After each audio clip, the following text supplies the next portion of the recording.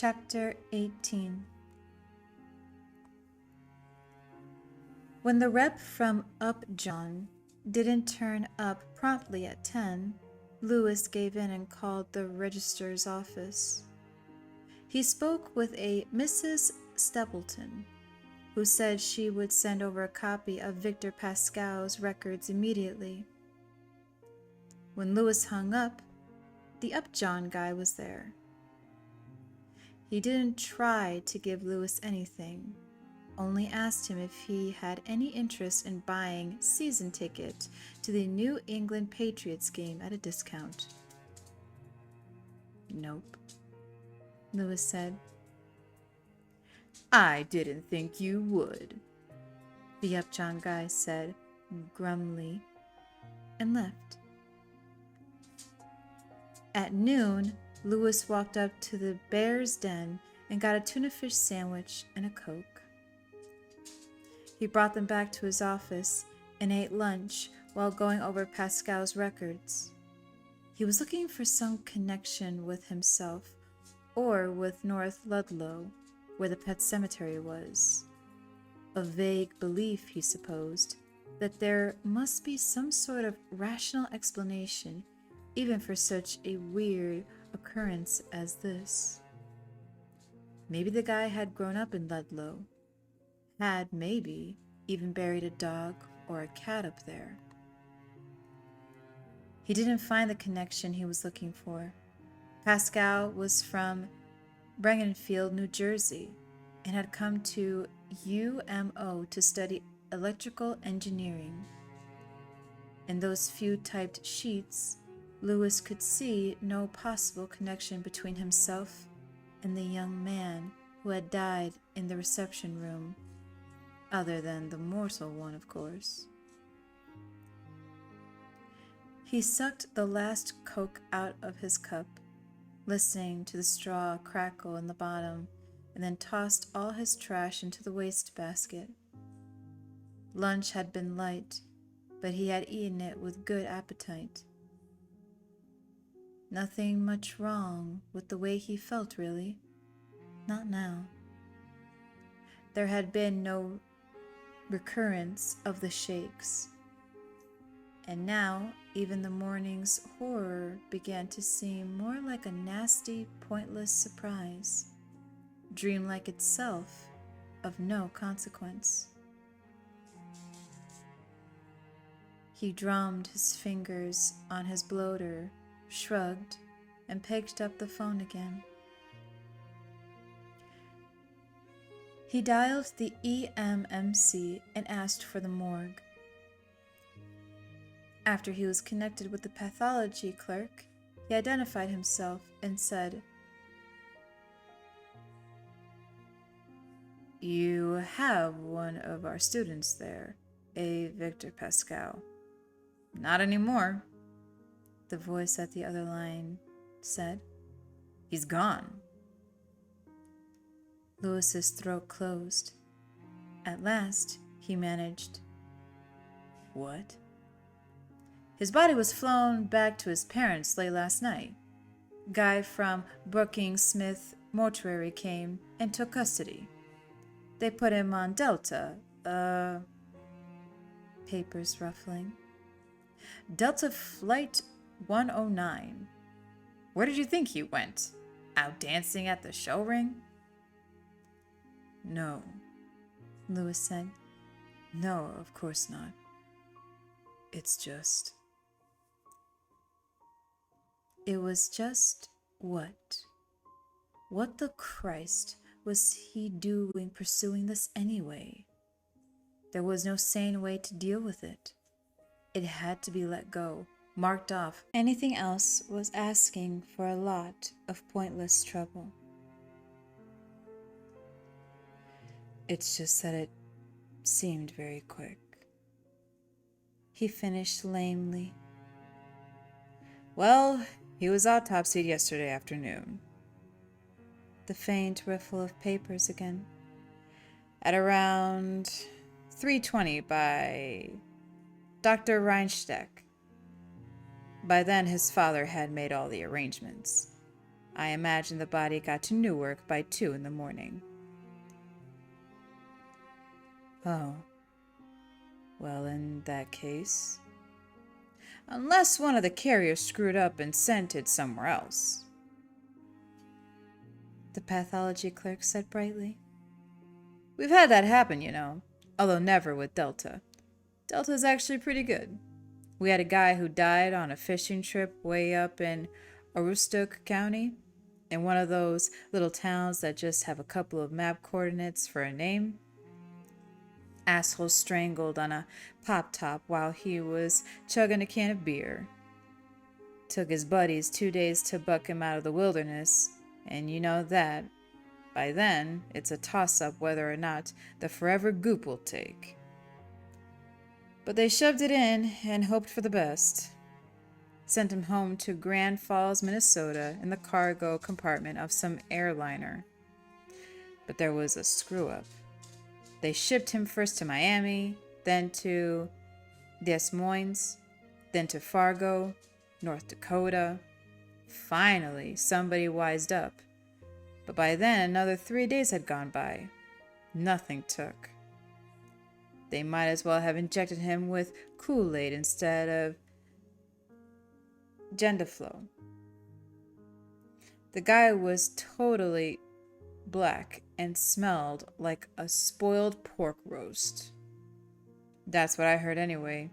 6 bag handlers got sick. The voice on the other end of the line laughed heartedly.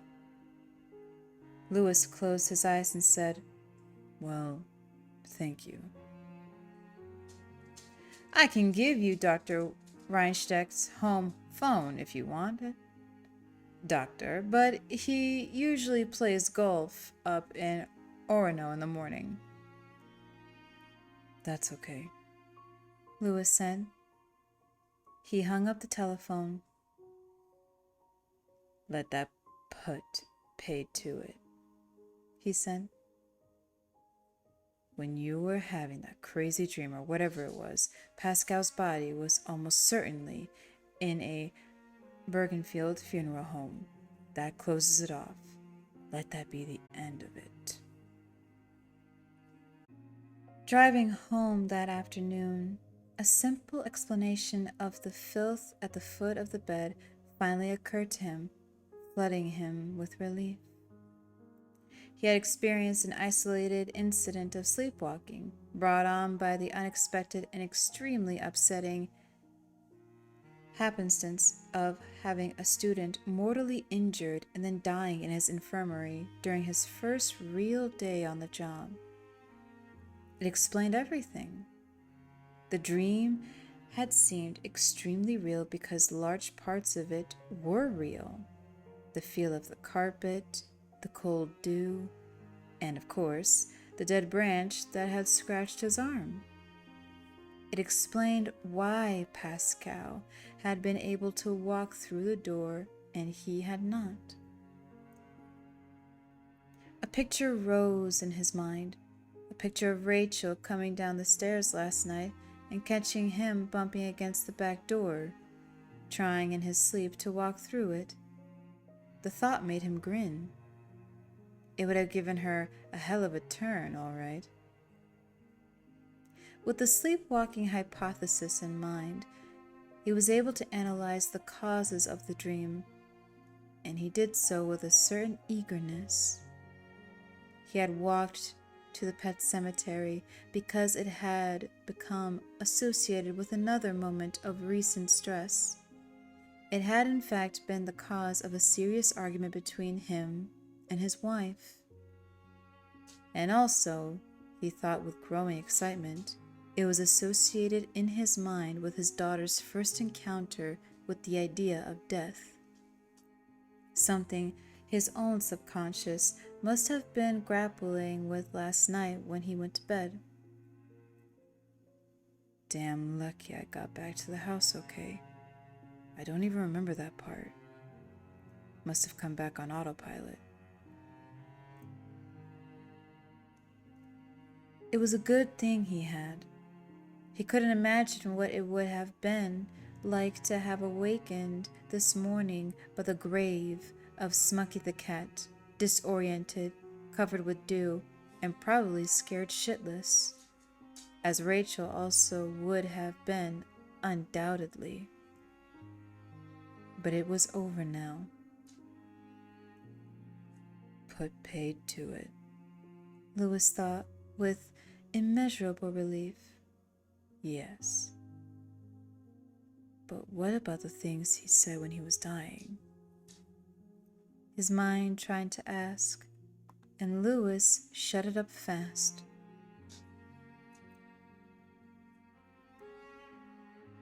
That evening, with Rachel ironing and Ellie and Gage sitting in the same chair, both of them engrossed with The Muppet Show, Louis told Rachel casually that he believed he might go for a short walk to get a little air.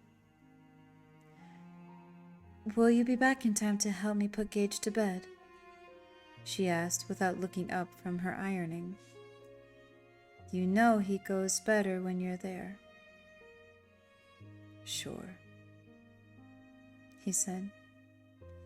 "Where are you going, Daddy?" Ellie asked, not looking away from the TV.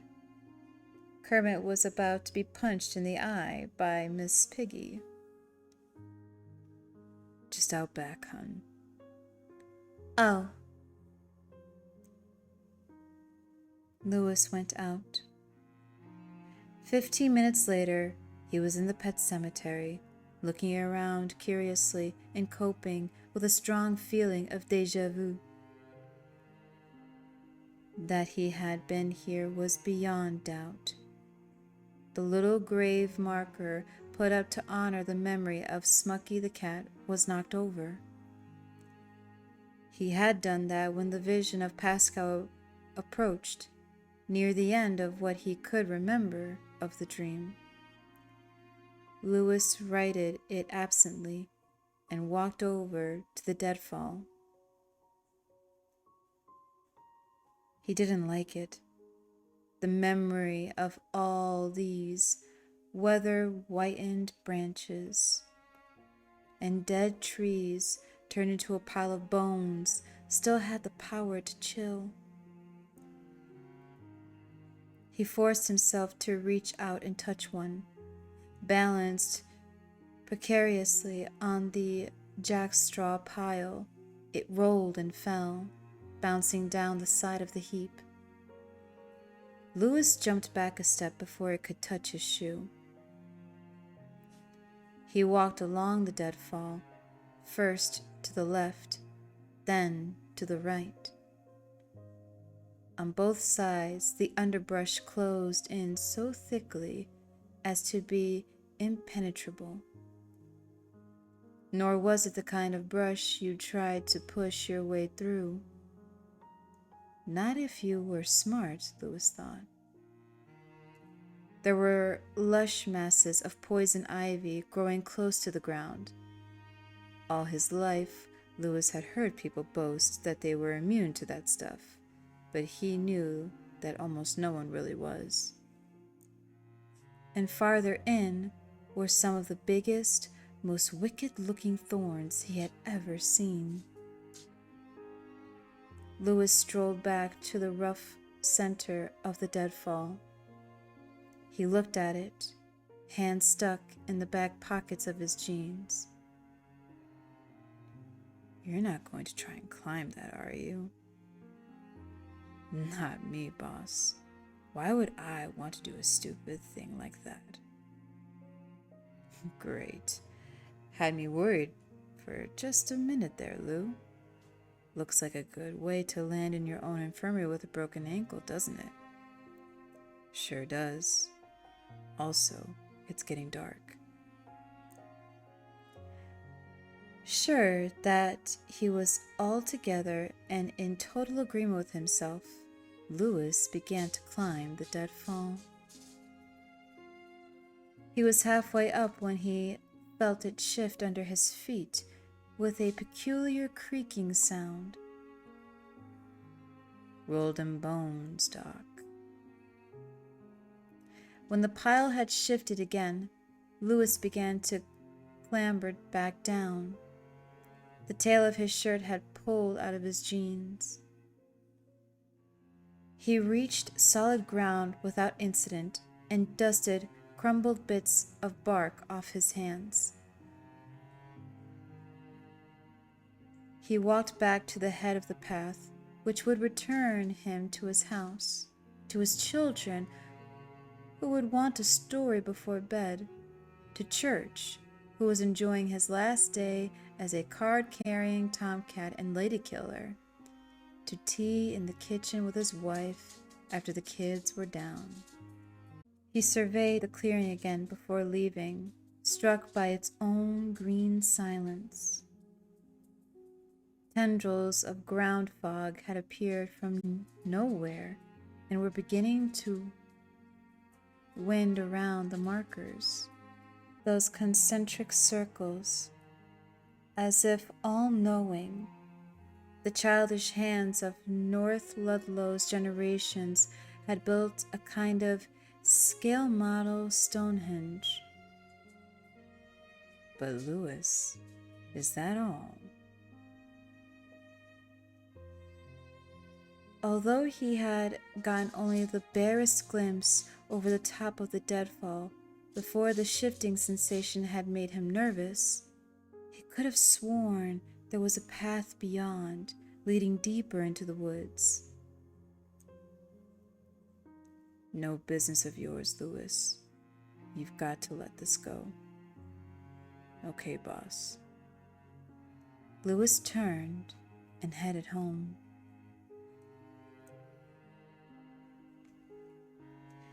He stayed up that night an hour after Rachel went to bed, reading a stack of medical journals he had already been through, refusing to admit that the thought of going to bed, going to sleep, made him nervous.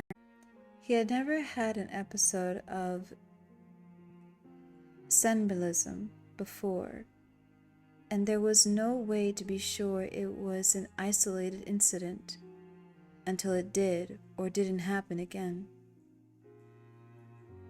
He heard Rachel get out of bed, and then she called down softly, "Lou? Hun? You coming up?" "Just was," he said, turning out the lamp over his desk study and getting up.